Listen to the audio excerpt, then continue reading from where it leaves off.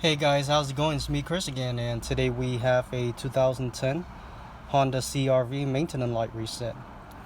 First of all, go ahead and turn on your car without starting, and we're going to be using that screen right there and this little button over here. And first of all, go ahead and press that button till you go find the oil life indicator, just like that. And now when you get here, go ahead and press and hold that button. Give it about 10 seconds. Another screen will pop up just like that. Now when you get here, go ahead and turn the button. There's a knob, it's also act as a knob. Turn it so that the oil light flashing. Now press it once and let go.